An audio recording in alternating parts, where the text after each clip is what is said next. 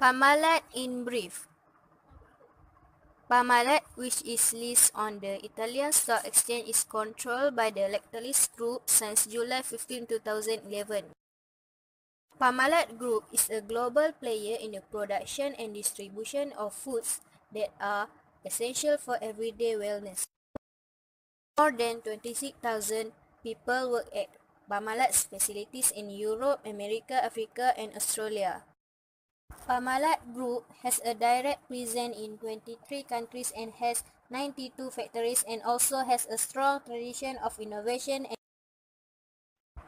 mission.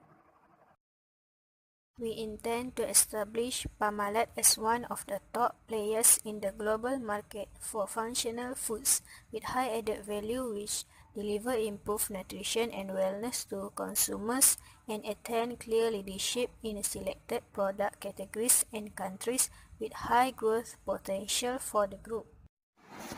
Values. First, ambition. We intend performance, continuous improvement, and people development. Second, engagement. We ask for entrepreneurship, tenacity, accountability, and loyalty. Last, with simplicity, we mean accessibility, transparency, and pragmatism. Evolving from a small dairy shop into an international concern, Parmalat appeared to be a stable dairy producer. At some point in time, it may well have been stable, but in December 2003, shocking news was broken to Parma and the world at large, where Parmalat was no longer a success as it once may have been. It was bankrupt, and actually had been bankrupt for several years without the truth being exposed. Parmalat products. Parmalat offers milk products and fruit-based drinks in several markets across the world.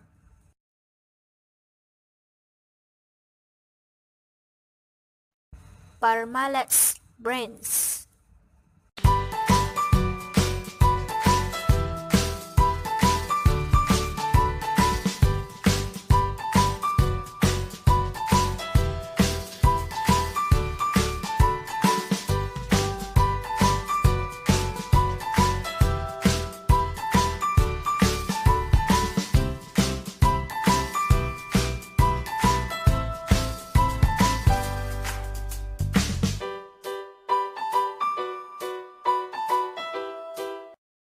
The chronology of Parmalat's accounting scandals.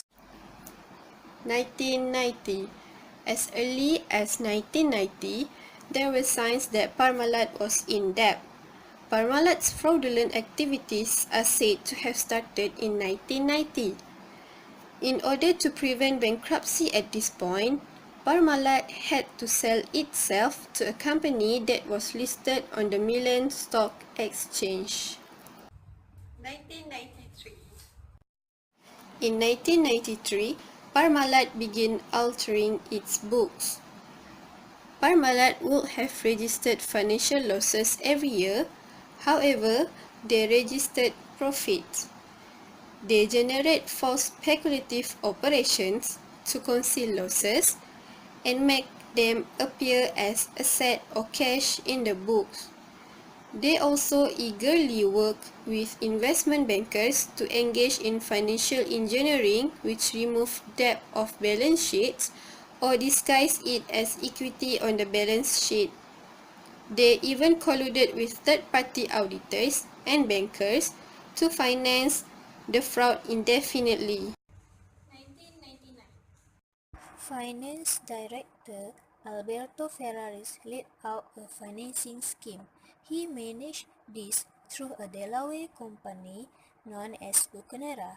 This was the Italian for black hole that Citigroup established for Parmalat. The company loaned out 137 million to a Swiss subsidiary of Parmalat.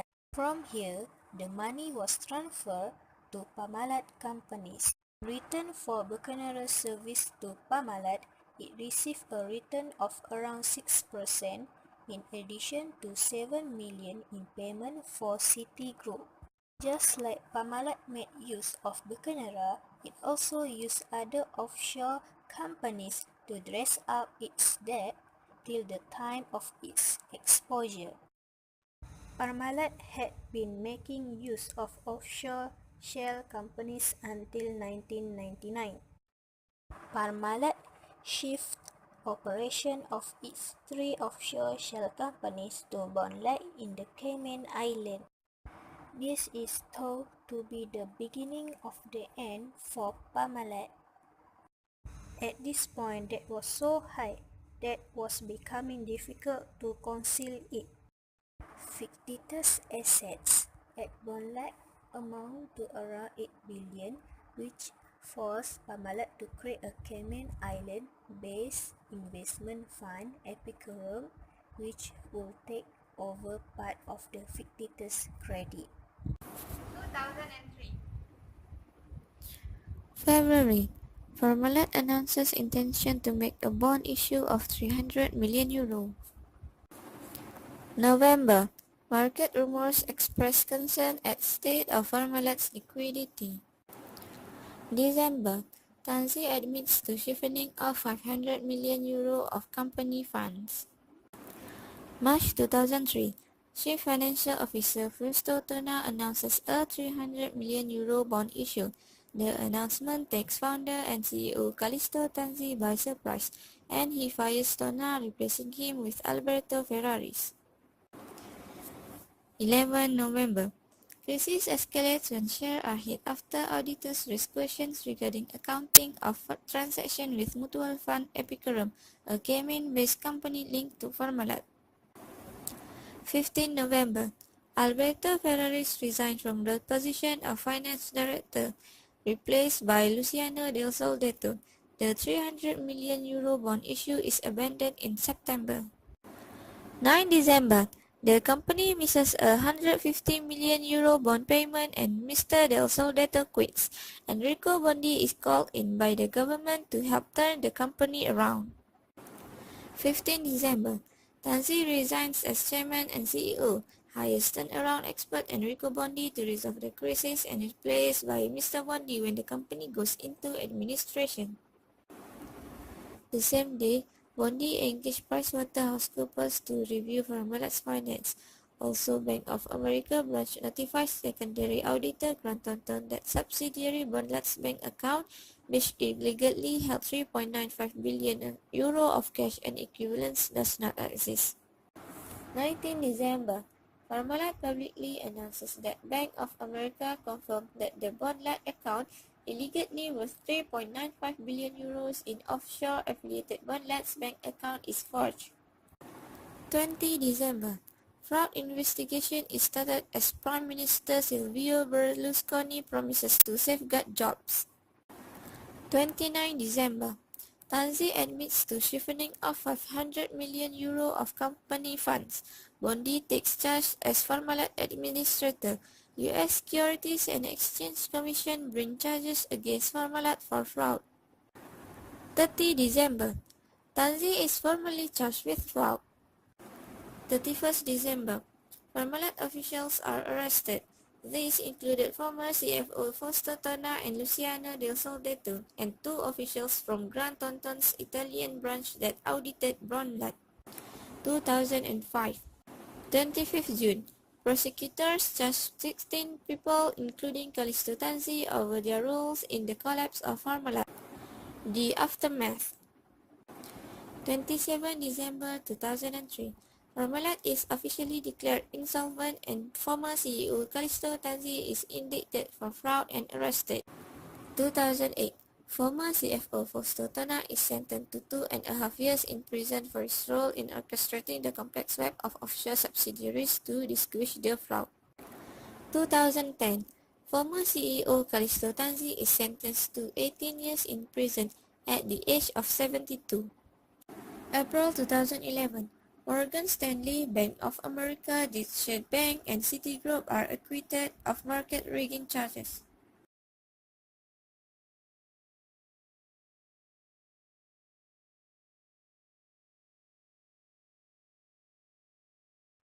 How will they not find out about this? No one has encouraged to check. It would be inconvenient for them to find out. They say we are undercapitalized. Capital increases are made for this reason.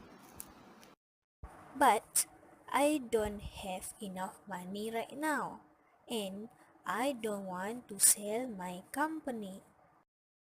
I'm not talking about selling. What are you talking about then? We get listed in the stock exchange. We get our stock overpriced, and the fund will come very early from the market. Implication to stakeholders. Firstly, suffered lack of transparency on many important issues including executive and director compensation and directors and officers stock ownership. Secondly, the board failed to set and disclose adequate board guidelines for evaluation, term limits, and retirement age. Third, due to the fraudulent, the share price were facing worse losses. Fourth, lost their life saving. Lesson learned.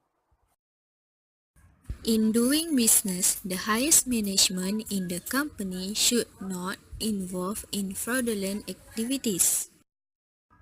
The director should think accordingly before making any decision for the interest of the company, employees, stakeholders, and others. Auditing rules could be strengthened throughout the European Union in the wake of the Parmalat accounting scandals.